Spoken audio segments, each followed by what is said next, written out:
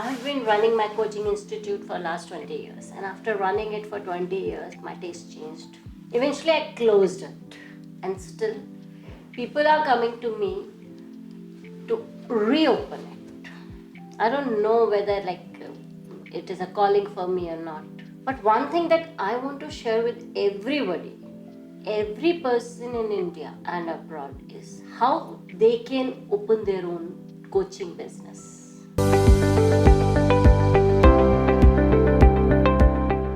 Hi everyone, this is Dr. Akshita Bahuguna and I'm back with my Unboxing Entrepreneurship. Entrepreneurship about the educators, about the tutors, about the coaching business. And today we'll be talking specifically about K-12 coaching. K-12 is a huge business and there are more than 25 crore students enrolled today. Imagine that there is a need because every student needs a coaching. Now, when a person like us who does not have huge investment want to start the business, how should we go about it? The way I imagined it is I started it at a place where there were least number of education center at that time. I'm specifically mentioning it that it had least number of coaching centers at that time because now the place has outcasted all.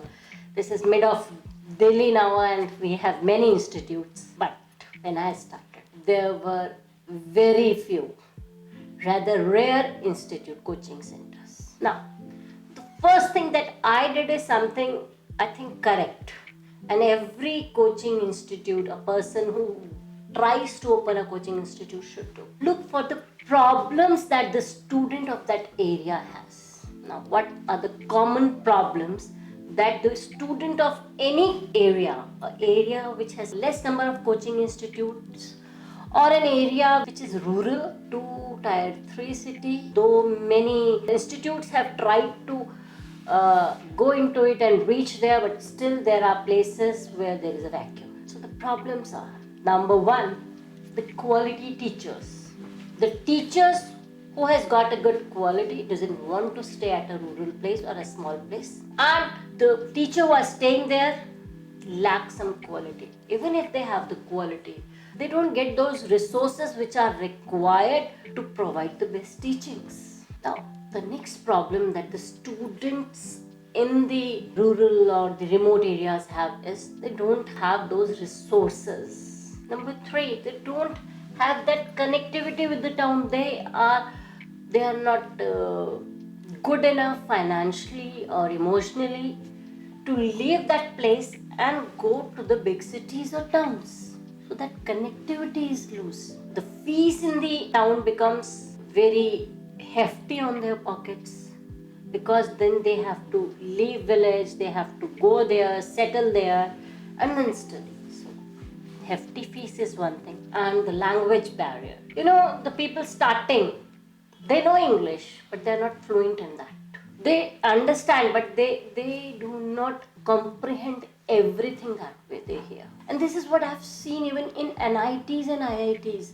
At times the students with the best maths and physics skills doesn't have that good language skills and they suffer in the initial days of the first year.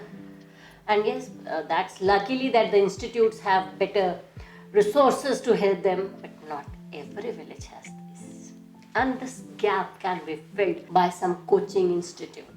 Now, what does coaching institute requires to give? Number one, quality teacher. Question would be, how do we get a quality teacher? Either you yourself are a quality teacher or you should have the ways to hire the quality teacher and optimize their use.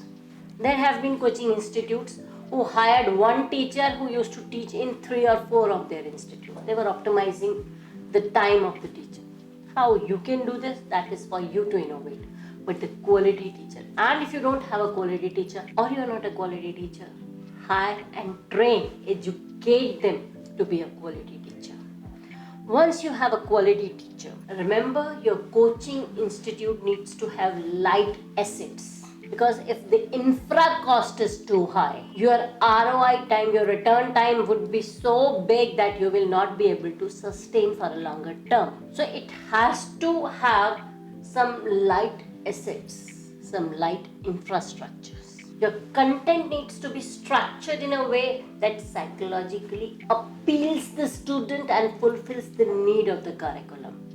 The curriculum defined by the board is at one hand, and what student understands has to be structured in a different manner. You can do that. Fourth, you need to use the technology to reach more people. Quantity should be more. So if you reach more students, maybe less fees can give you more strength for your coaching institute. So you can try that. And don't forget these testimonials of the successful students, because that becomes your brand. That is a testimony of what you have taught. If you take care of all these things, you'll be able to open your coaching institute in a place where there is a need. And if there is a need, definitely it will work. So my best wishes to all the people who want to start a coaching business.